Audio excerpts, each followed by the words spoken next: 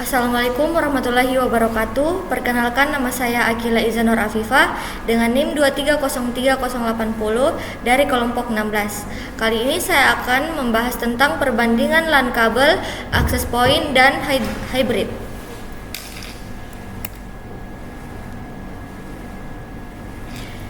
Yang pertama ada definisi. Penggunaan PC dengan LAN kabel. LAN kabel atau Local Area Network kabel adalah metode koneksi jaringan menggunakan media fisik berupa kabel seperti UTP atau internet untuk menghubungkan komputer ke jaringan lokal atau internet. Koneksi ini bersifat langsung, stabil, dan aman karena data dikirim melalui jalur kabel yang tidak mudah terganggu oleh interferensi atau penyadapan nirkabel. Selanjutnya ada perbandingan. Yang pertama, kelebihan. Kecepatan stabil. LAN kabel menawarkan kecepatan konsisten karena tidak dipengaruhi interferensi sinyal. Latensi rendah, cocok untuk aplikasi real time seperti server, database, aplikasi rekam medis, dan CCTV IP. Keamanan lebih tinggi. Akses hanya menggunakan port fisik sehingga sulit disadap. Risiko penyadapan wireless sniffing tidak ada.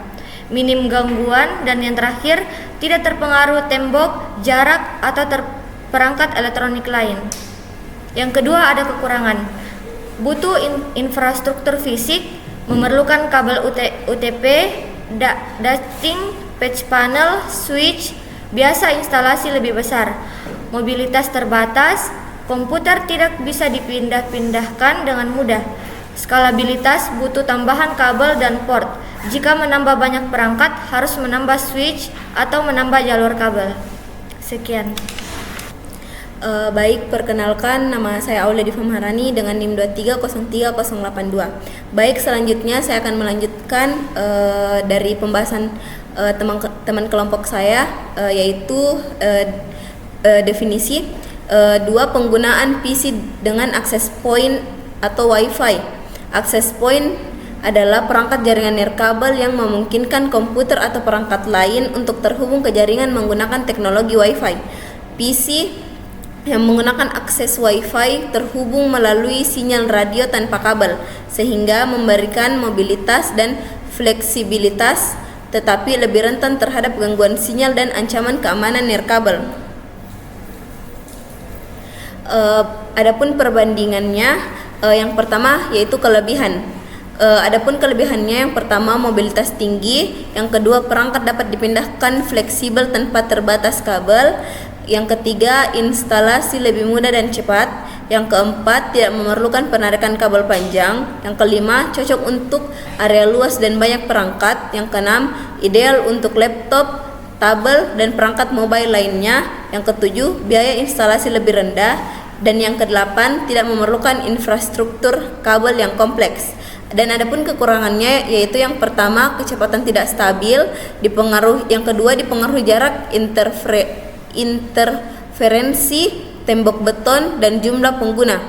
Yang ketiga keamanan lebih rentan, dan yang keempat rentan terhadap eavesdropping, dropping, unauthorized access, deauthentication attack, dan jika konfigurasi tidak kuat, WPA3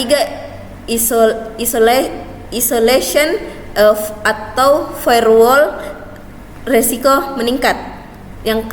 Dan selanjutnya padat pengguna atau lemot, dan yang terakhir banyak perangkat terkoneksi dapat menurunkan bandwidth. Assalamualaikum warahmatullahi wabarakatuh. Perkenalkan, nama saya Kasih dengan NIM 2303096 dari RMIKB. Baik, di sini saya akan melanjutkan penjelasan dari kelompok saya. Pertama itu definisi hybrid. Hybrid adalah gabungan LAN, kabel LAN plus access point. Hybrid network adalah kombinasi penggunaan LAN kabel dan access point Wi-Fi dalam satu lingkungan jaringan. Model ini menggabungkan keunggulan kedua teknologi. Pertama, LAN kabel untuk kebutuhan yang membutuhkan kecepatan tinggi, stabilitas, dan keamanan.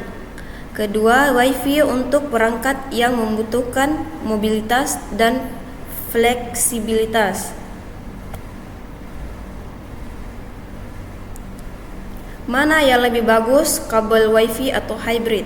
Nah, di sini ada kebutuhan, stabilitas, keamanan, server komputer, kantor tetap. Di sini ada pilihan terbaik yaitu LAN kabel. Alasannya kecepatan dan keamanannya lebih tinggi. Kebutuhan fleksibilitas, mobilitas, laptop pengguna. Pilihan terbaik Wi-Fi atau access point. Alasannya mudah dipindah dan efisien.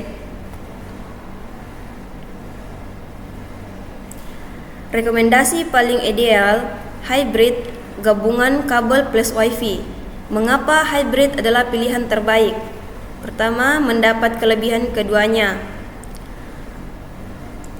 LAN kabel memberikan stabilitas untuk perangkat kritis. Wi-Fi memberikan fleksibilitas untuk perangkat mobile. Yang kedua, redundansi.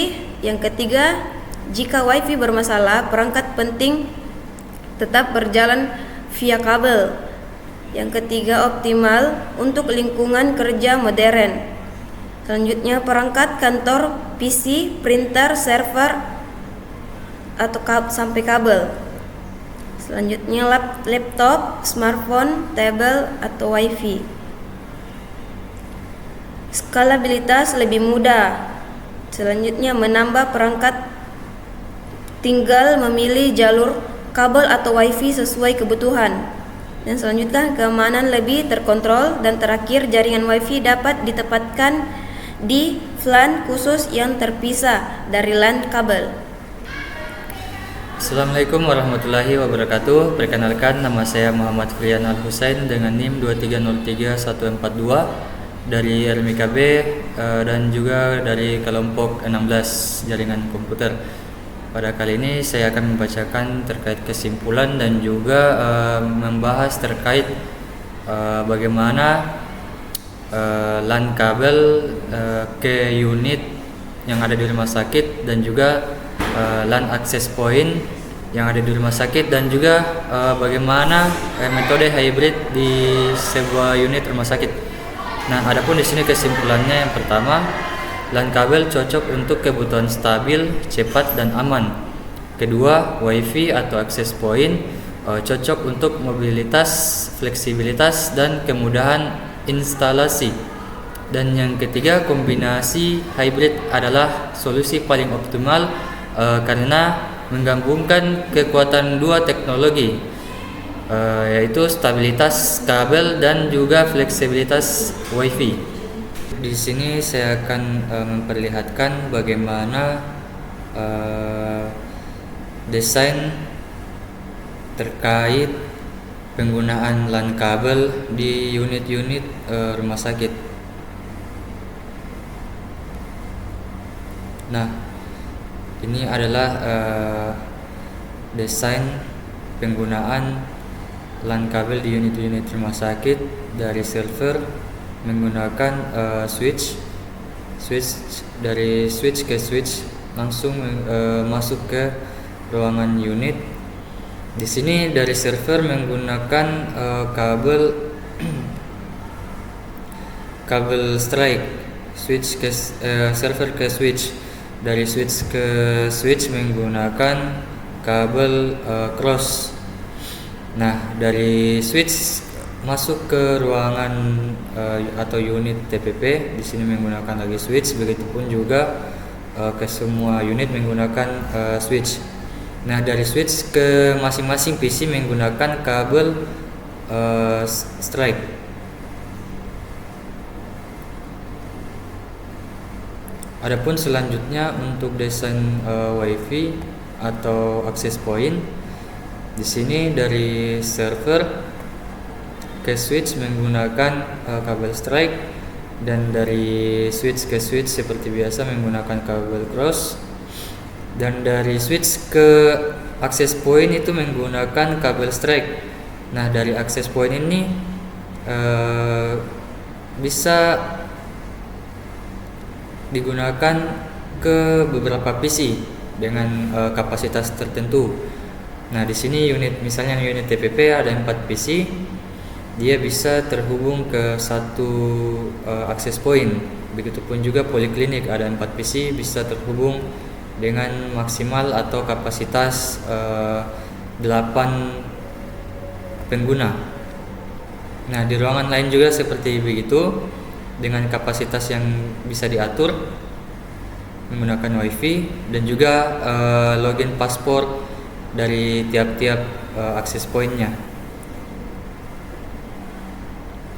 Nah, selanjutnya bagaimana jika menggunakan unit-unit menggunakan sistem hybrid atau mix. Nah, ini dia. Di sini dari server seperti biasa, server ke switch itu menggunakan strike. Nah, dari switch ke switch menggunakan kabel cross seperti awal tadi. Dari switch ke PC di sini TPP poliklinik, IGD, ICU dan perawatan menggunakan